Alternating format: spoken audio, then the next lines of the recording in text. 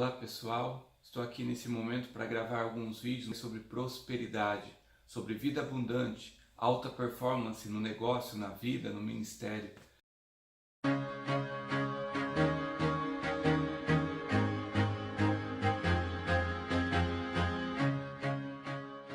Estou aproveitando esse cenário aqui do quarto do meu filho para que você possa usufruir. Deixa eu mostrar aqui, ele não está aqui nesse momento, então eu estou utilizando aqui desse espaço que a gente criou para ele se inspirar para coisas grandes na vida. E eu acredito muito nisso, que prosperidade começa com inspiração. Começa na inspiração, começa na mente, depois passa para a ação, passa para algumas atitudes importantes. E para refletir durante esses próximos vídeos com você, eu quero falar um pouco sobre o porquê de pensar prosperidade, o porquê de analisar prosperidade e viver isso em nossas vidas. Você já parou para pensar por que é que algumas pessoas prosperam e outras não? Alguns especialistas vêm e dizem que é uma questão de sorte, enquanto outros dizem que é uma questão de oportunidade, é uma questão de herança, é uma questão de loteria e tantas outras coisas. Alguns dizem que prosperidade é uma questão de foco, é uma questão de colheita. Alguns até pensam assim, que para se ter prosperidade você busca na parte espiritual, então você semeia na parte espiritual e você tem uma colheita. Alguns pensam prosperidade no sentido de vou fazer o bem agora, o bem para todo mundo, o bem para todos, e eu sei que o universo vai me retornar, que Deus vai me dar de alguma maneira. Outros pensam prosperidade como uma sequência de trabalho árduo. Vou trabalhar bastante agora, vou fazer muita hora extra, vou correr atrás de muitas coisas. Mas eu quero dizer para você que, na verdade, prosperidade ela é uma sequência de situações. A prosperidade ela não tem um começo, meio e fim. Ela tem sim ações, atitudes, ela tem posicionamento da alma, do espírito e de nossas atitudes que vão fazer com que a gente prospere. Vale a gente salientar, talvez antes de qualquer coisa, que a percepção de prosperidade, o conceito de prosperidade pode variar de uma pessoa para outra. Se você parar para pensar que uma pessoa pode ter metas pequenas, eu quero alcançar um carro, eu quero alcançar um bom trabalho, e para mim isso é prosperar. Ele criou esse ambiente para ele de prosperidade, e se ele estiver vivendo isso na sua essência, na sua plenitude, estiver feliz, ele está próspero vivendo aquilo ali. Para outros, às vezes, o desafio ou as metas são maiores, então acaba que o ambiente de prosperidade exige um pouco mais de desafio. Não, para mim prosperidade é ter uma família feliz, ver meus filhos estudando numa boa escola, eu ter um bom salário, ter dinheiro no banco, eu ter uma família muito bem relacionada, um bom carro, uma boa casa. Ou seja, quando você aumenta metas, aumenta o objetivo, é lógico que aumenta os desafios, aumentam a sua energia para alcançar essa prosperidade. Mas veja, tanto uma meta pequena como uma meta maior vai depender de você. Vai depender única e exclusivamente de como você vai alcançar tudo isso. Ocorre que algumas pessoas, em busca dessas metas, em busca desses objetivos, acabam atropelando as coisas importantes da vida. Eu acredito que prosperidade não seja você alcançar um resultado, ou alcançar uma meta, alcançar um sonho, mas sim levar todas as áreas da sua vida de forma equilibrada, de forma plena, de forma feliz, e mais do que isso, de forma abundante. Não adianta você, por exemplo, galgar uma meta financeira, mas acabar com a sua saúde para alcançar. Não adianta você querer alcançar um objetivo, um sonho grandioso, mas de repente causar problemas na sua família, causar problemas de relacionamento, gastar o seu tempo para as coisas importantes da vida. Então eu acredito que quando você consegue equilibrar tudo isso, né? John Maxwell, em um dos seus livros, eu já li tantos livros dele que eu não me lembro exatamente qual deles diz, mas ele diz que a vida é um malabarismo. Você todos os dias tem que equilibrar, você fica ali equilibrando essas bolas e algumas são de borrachas, outras são de vidros. Então de vez em quando você dá uma tropeçada, de vez em quando você tem um momento difícil, essas bolas elas tendem a se perder das suas mãos. E aí algumas por ser de borracha elas caem no chão, aí quando elas sobem, você equilibra novamente, você engaja novamente ela. Outras são de vidro. E se essas bolas caem, elas podem se trincar, elas podem se quebrar, e isso é muito perigoso. Então, fazemos uma análise de vida agora, fazemos uma análise do que realmente é importante, do que é fundamental, do que é necessário, às vezes, colocarmos um pouco mais de energia agora para nós fortalecermos. Eu acho que é fundamental importância se nós quisermos ter uma vida abundante, porque uma vida abundante ela não é um resultado, ela é uma sequência diária de coisas boas acontecendo em nossas vidas. John Maxwell também diz que o sucesso ele também não consiste em você chegar, você cruzar a linha de chegada ou atingir uma meta, mas sucesso significa você viver a viagem de forma plena, de forma satisfatória, de forma abundante, de forma feliz.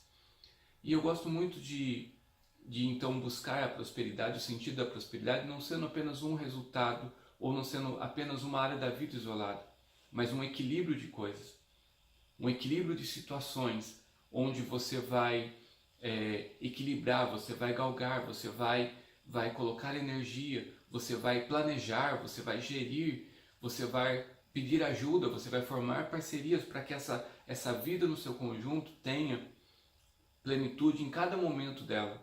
Não somente quando você alcançar a colheita, alcançar o resultado, ou aquilo que fizer sentido para você, mas durante todo esse processo. E esses dias eu estava analisando e meditando sobre prosperidade, preparando até a conferência Prosperity que nós vamos ter no próximo mês. E eu tenho já há algum tempo trabalhado e me veio uma metáfora assim bem longe de significar a vida, mas para mim fez todo sentido naquele momento, que foi observar um lago, observar uma lagoa. É interessante que para aquele lago ser um lago próspero, primeiro ele tem que ter água, e essas águas elas têm que estar no nível certo. Se essas águas transbordarem, vai causar um maior estrago ao seu redor, que não é o objetivo de um lago.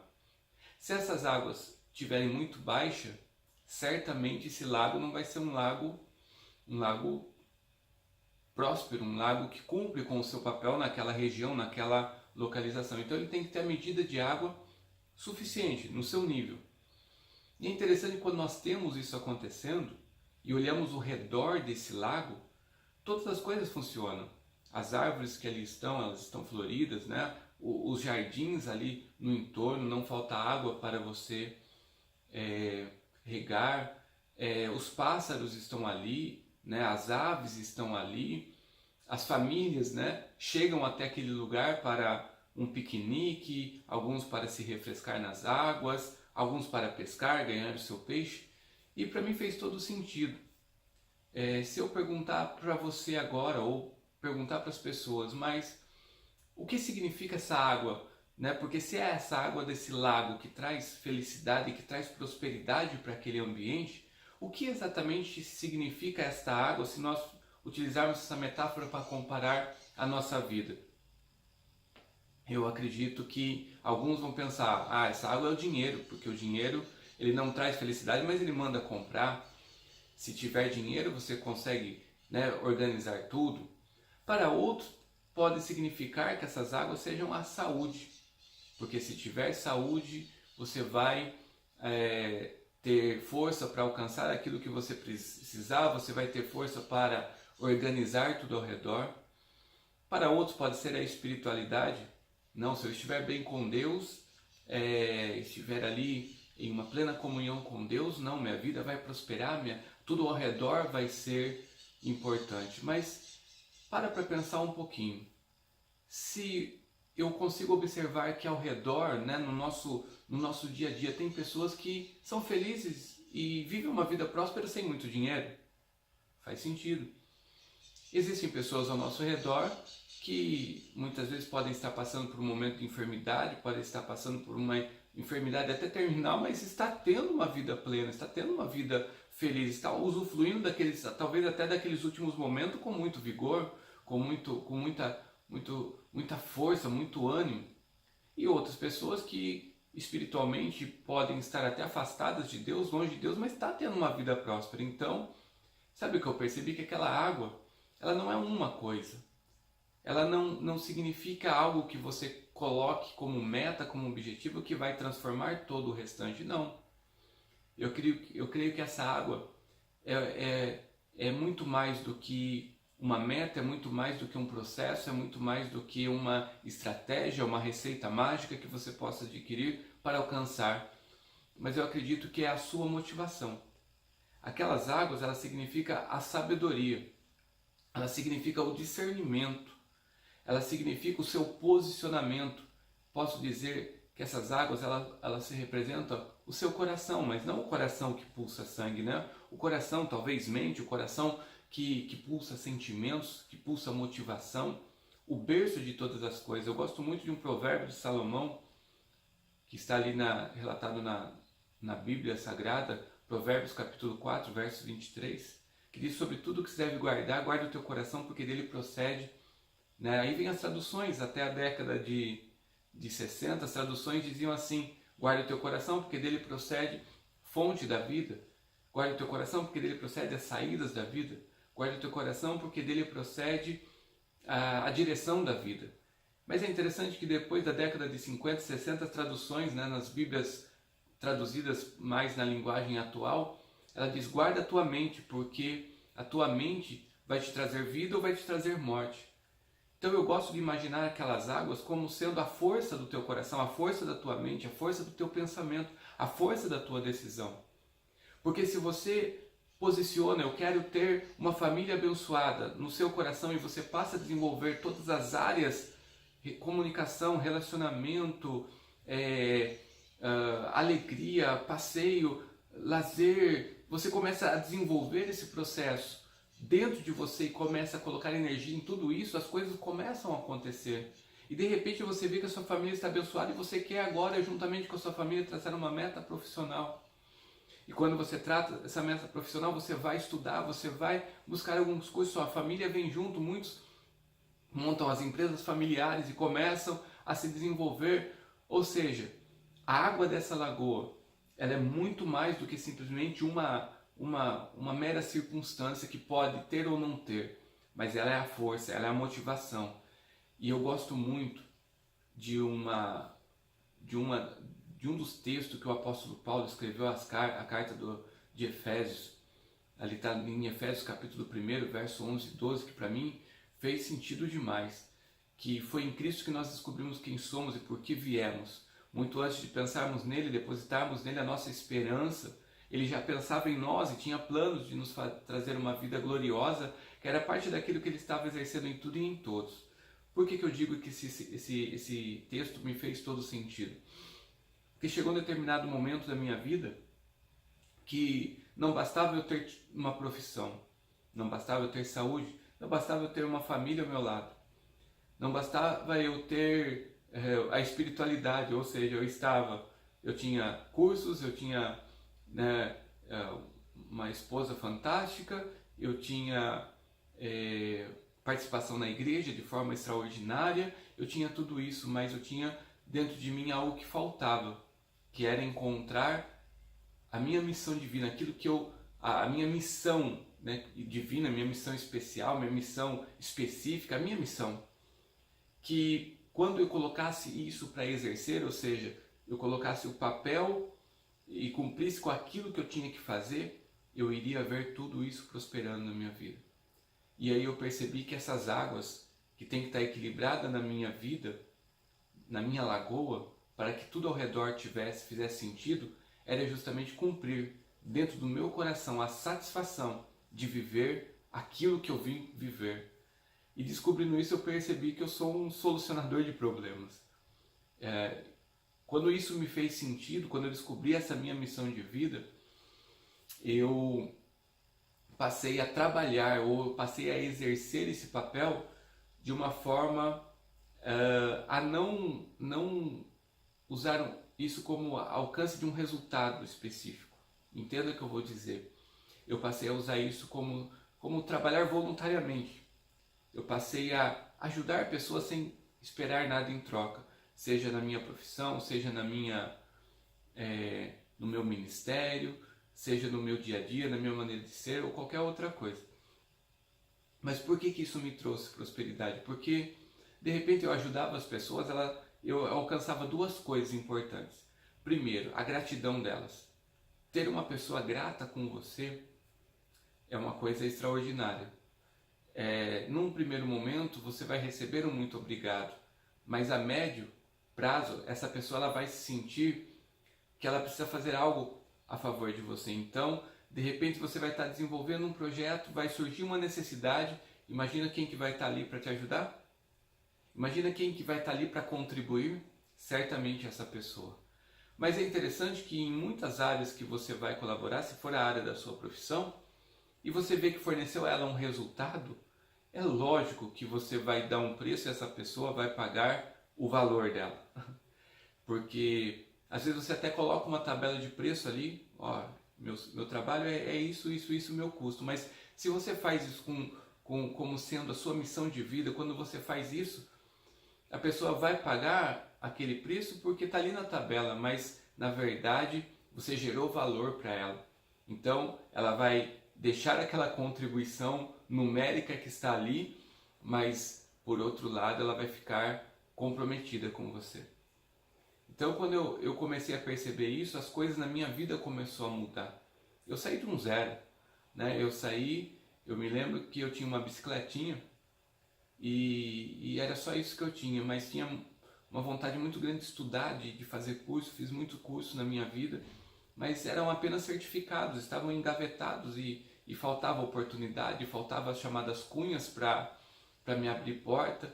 E isso para mim sempre foi um choque muito grande, até que eu me lembro que mesmo tendo um escritório pequenininho, um escritório de uma portinha ali, né, numa periferia da cidade, aqui da minha cidade de Rio Claro, eu estava tendo muita dificuldade. E quando eu aprendi a viver a minha missão de vida e perceber que eu não era um contador para fazer uma contabilidade da empresa ou qualquer outra contabilidade, entregar, pegar o dinheiro e acabou, não.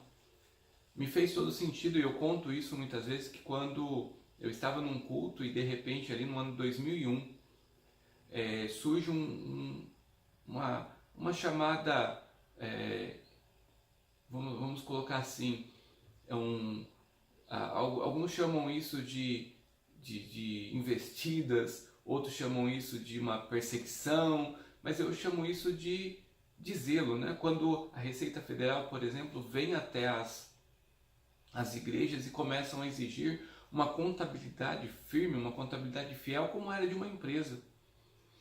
E ali a gente percebeu que naquele tempo causou uma comoção, causou uma preocupação muito grande nos pastores da época, não por estarem sendo exigida a contabilidade, mas pela maneira com que foi posto, né, sob pena de multa, sob pena de prisão, sob pena disso, sob pena daquilo, e eu achei que foi justo aquilo para que se equilibrasse, mas a preocupação dos pastores não era em razão de ter que prestar conta, mas em razão de não saberem fazer dessa maneira.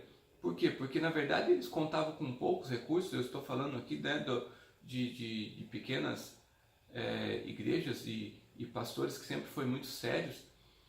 E eu me lembro assim, faltava recurso. Na verdade, um tirava da aposentadoria, outro trabalhava e tirava do seu salário para manter uma igreja, e de repente chegava aí um órgão do governo e queria exigir tantas e tantas burocracias. Então, naquele momento causou um espanto, causou uma dificuldade.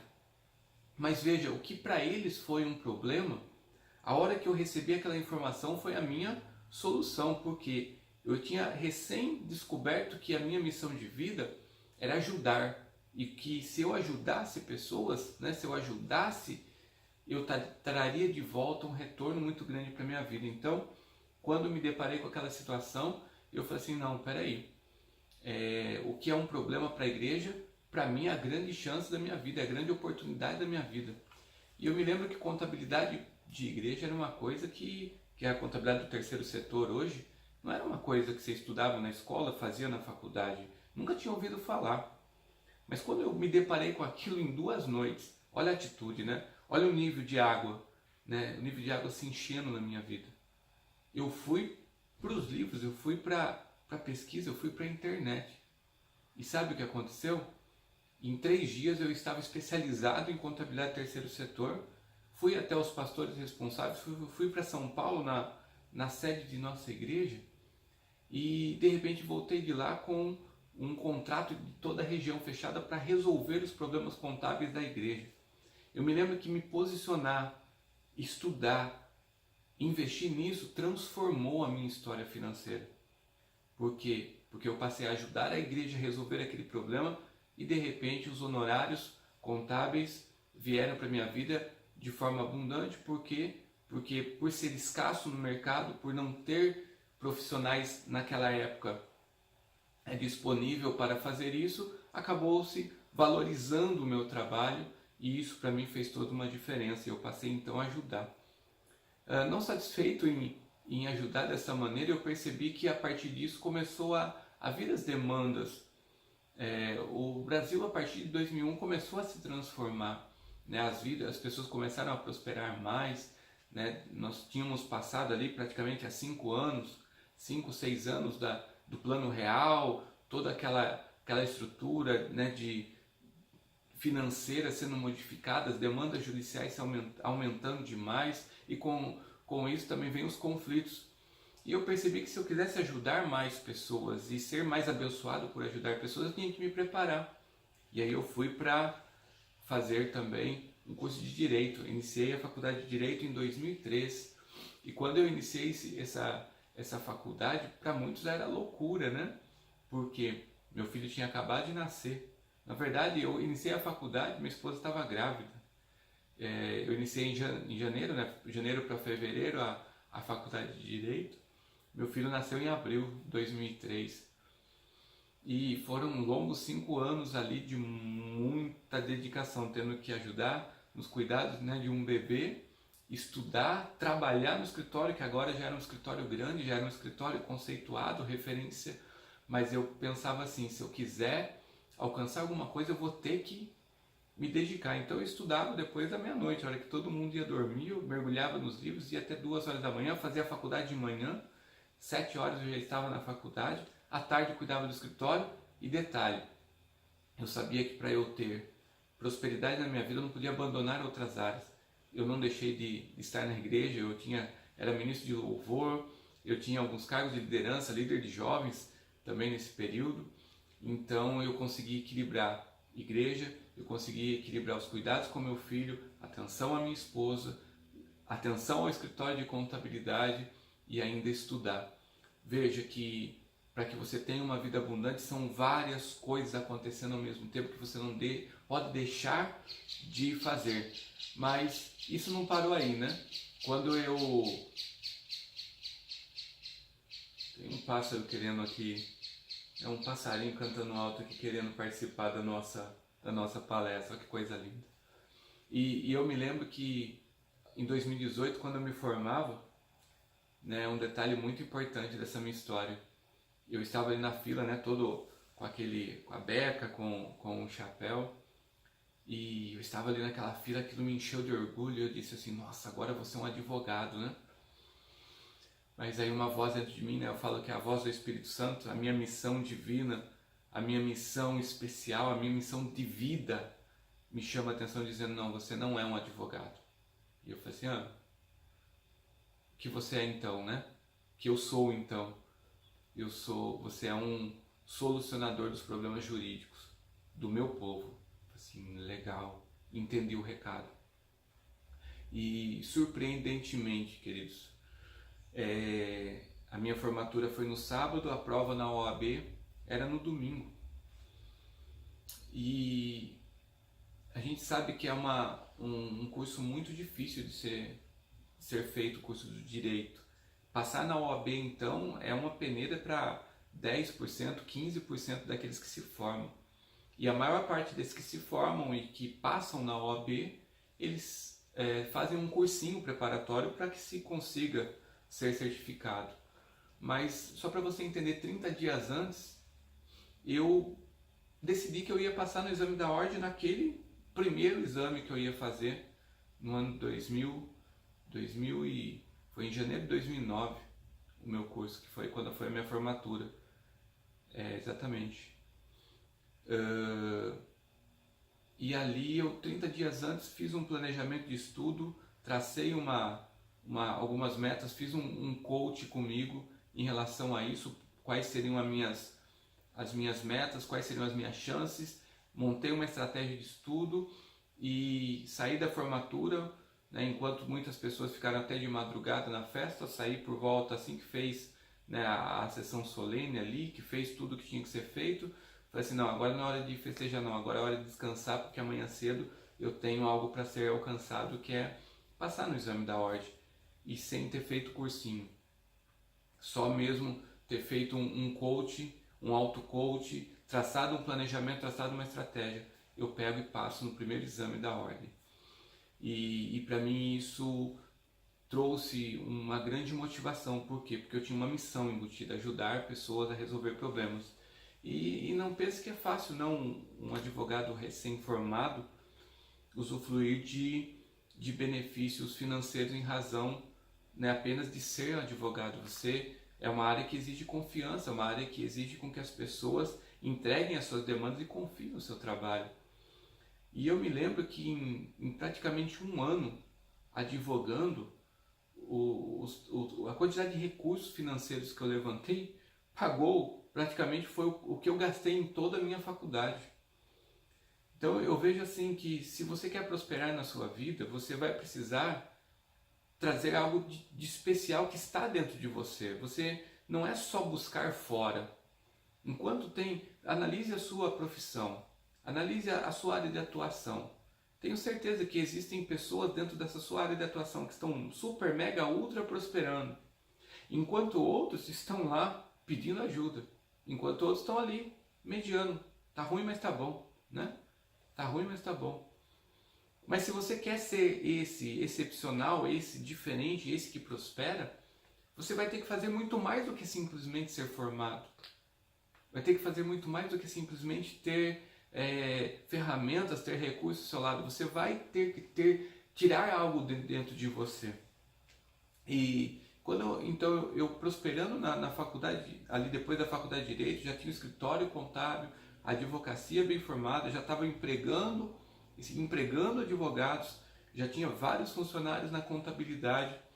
De repente me veio um novo desafio, uma nova meta, que era ser vereador no meu município, na minha cidade.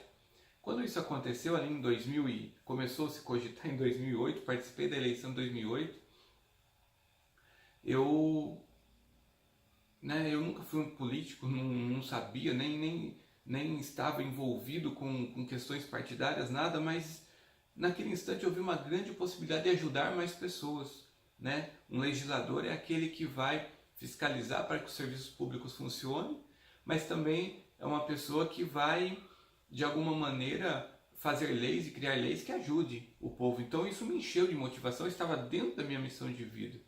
Mas eu participei daquela primeira eleição muito imaturo, muito sem planejamento, sem organização, e perdi não, eu ganhei a eleição, né? Eu alcancei um número de votos maior do que muitos que foram eleitos naquela época, mas por uma questão partidária, uma questão de legenda, eu acabei não assumindo a cadeira. E para mim aquilo foi assim não foi uma derrota, mas foi uma coisa que me levou para o laboratório, né? Aí eu sentei e falei assim, ué, se a motivação é boa, se a intenção é boa, se está dentro da missão de vida, se está dentro do propósito para aquele momento, por que eu não ganhei, né? E aí você passa a fazer um auto-coach. Passei a a exercer isso, procurei alguns mentores, fui consultando, conversei com os meus pastores, a gente foi se desenvolvendo, e aí vem em 2011 novamente a eleição para o pleito 2012, e naquele momento eu já era uma outra pessoa, né? Eu me lembro que até antes disso, antes de completar essa história de como eu me tornei vereador nessa cidade, chegou em 2011 também, eu recebi um desafio de assumir um ministério, assumir uma igreja. Mas não era assumir uma igreja no sentido, tá aqui ó, a chave, as cadeiras, o som, não. Vai e abre uma igreja num lugar empresarial, né, numa região empresarial. Eu já tinha um trabalho, né, de homens e mulheres de negócio chamado Showminec, pela Igreja do Evangelho Quadrangular. Desde 2004 a gente aconselhava empresário, fazia capelania empresarial. E eu me lembro que então me surgiu esse desafio de montar, era um vácuo na cidade, né, esse setor onde não tinha a Igreja Quadrangular. E o nosso superintendente, o pastor Adolfo, falou então, vai lá e abre. E eu me lembro que nós tínhamos 6 pessoas, eu, minha esposa e mais 2 casais, e tínhamos ali 3 crianças. 3 crianças. Então, com 9 pessoas, né? 9 pessoas nós assumimos esse desafio. E eu me lembro que dia 15 de junho de 2011 foi nos dado o nosso superintendente, né, confia no nosso trabalho, é fiador, coloca sua casa em risco, aluga um salão caro, na época mais de 3 mil reais, já iniciamos com um aluguel de mais de 3 mil reais na época, e sem nenhuma estrutura. Eu tinha ali um violãozinho, você viu agora há pouco ali, né, a guitarrinha que a gente começou, até aqui do lado, ó, aqui no quarto do meu filho hoje é um músico, nessa época ele era apenas uma criança, né, apenas um bebê, e ali começou a desenvolver. Então pegamos ali um violão e em 15 dias nós deixamos a igreja montada, mais de 80 mil reais investido. No final dos 15 dias não eram mais, eram 6 adultos e 3 crianças trabalhando, nós já estávamos em 17. Inclusive 4 deles não eram pessoas ligadas à igreja nenhuma, que foram os nossos primeiros, né, batizantes, que foi aqueles que nós conseguimos levar para Cristo imediatamente. Eu tive a honra de que esses fossem a minha irmã, o meu pai e a minha madrasta. Então, para mim foi ali algo muito edificante nesses primeiros meses da igreja. E nós já estamos com ela há 7 anos, acabamos de fazer 7 anos agora, né? Estou gravando esse vídeo aqui em julho, acabamos de fazer, né? Julho de 2018, e hoje nós já somos basicamente 200 pessoas, né? 7 anos, um crescimento de 6 para 200. Então eu acredito que ali também tem alguns segredos que num outro vídeo, talvez procure aí na lista, eu já tenho até gravado esse vídeo contando um pouco da história do nosso ministério, as estratégias e aquilo que Deus permitiu que nós alcançássemos para ter um ministério próspero, um ministério abençoado como é o nosso ministério hoje. Mas voltando então, em 2011, em junho, 2 de julho, nós inauguramos a igreja. Em outubro de 2011 veio a eleição. E aí, com toda aquela estratégia, agora mais maduro, focado, eu ganho a eleição. Nós somos eleitos, né, como um dos mais votados da cidade, e assumo a cadeira no Legislativo de Rio Claro. Vejo que nesse momento, então, eu tinha que administrar a cadeira do Legislativo, o escritório de contabilidade, a advocacia, a minha casa, a minha família, a minha saúde e tudo mais. E todos perguntavam, né, mas como você consegue tudo isso? Né? Qual é a sua estratégia? Né? Eu não sei como você consegue, e eu digo para você que é isso que está dentro. É a água da sua lagoa, é a força que está lá dentro, as estratégias, a sabedoria, o discernimento, a sua missão de vida em ação, que faz com que tudo isso seja leve. De 2011 para 2018, que nós estamos agora, 2012 eu assumo a cadeira, então já vão fazer 6 anos que eu tenho vivido essa vida próspera. e 4 anos do primeiro mandato, ganhei a segunda eleição. E o que hoje eu posso dizer para você? Hoje eu tenho a advocacia ainda, uma advocacia referencial, eu tenho a contabilidade hoje, somos referencial no terceiro setor, contabilizamos mais de, eu perdi as contas já, mas tem mais de 30, 40 denominações, eu perdi as contas já de quantas empresas, até porque hoje eu tenho uma equipe de funcionários que cuida de tudo isso, então eu só supervisiono, treino, organizo, converso com o cliente, então a minha atuação é um pouco diferente, é mais administrativa do que propriamente prática. A mesma coisa acontece na advocacia.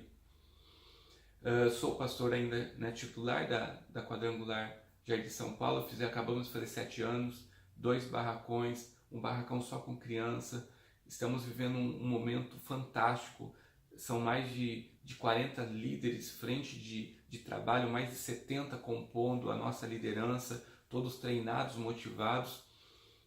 Estou vereador no segundo mandato e agora está surgindo esse novo desafio, que é o Instituto Por Toda a Vida, onde queremos pegar essa força sem fim, poder sem limites que eu encontrei na minha vida e colocar em prática, colocar em ação para que eu possa potencializar outras pessoas a alcançar resultados extraordinários também. Se inscreva aí no nosso canal, Deus abençoe você e até a próxima, hein?